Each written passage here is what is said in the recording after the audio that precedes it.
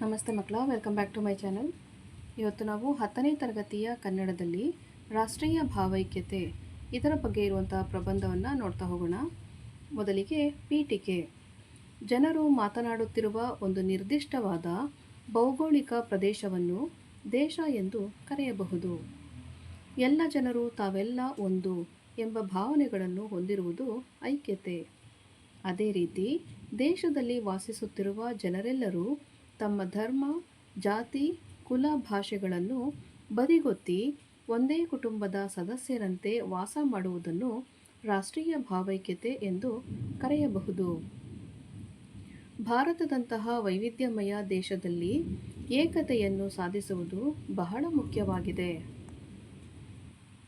ಇದರ ಬೆಳವಣಿಗೆಯನ್ನು ನೋಡಿ ಮಕ್ಕಳ.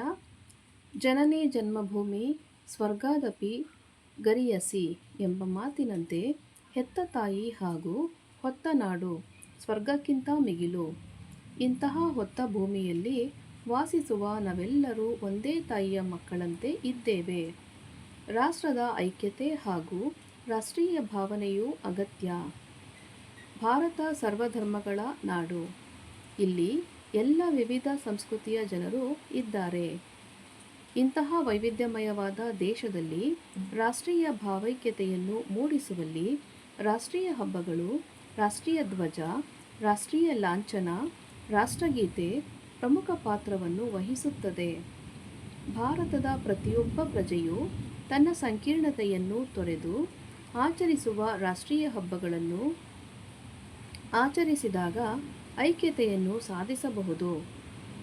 ರಾಷ್ಟ್ರಗೀತೆ ರಾಷ್ಟ್ರಧ್ವಜಕ್ಕೆ ಗೌರವವನ್ನು ನೀಡುವುದು, ರಾಷ್ಟ್ರ ನಾಯಕರ ಉತ್ತಮ ಆದರ್ಶಗಳನ್ನು ಬೆಳೆಸಿಕೊಳ್ಳುವುದು, ರಾಷ್ಟ್ರಕ್ಕೆ ಧಕ್ಕೆಯುಂಟಾದಾಗ ದೇಶದ ಎಲ್ಲ ಪ್ರಜೆಗಳು ಪರಸ್ಪರ ಸಹಕಾರದಿಂದ ನಡೆದುಕೊಂಡರೆ ರಾಷ್ಟ್ರೀಯ ಭಾವೈಕ್ಯತೆಯನ್ನು ಸಾರಬಹುದಾಗಿದೆ.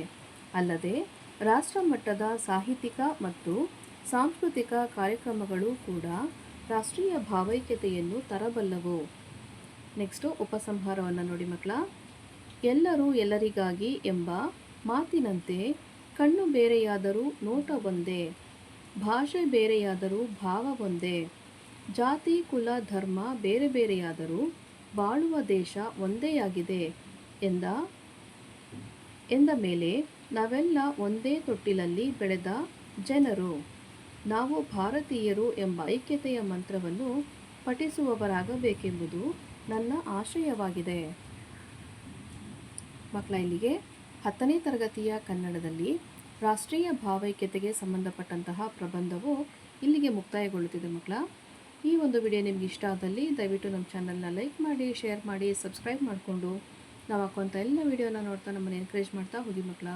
Thank you for watching. Bye bye.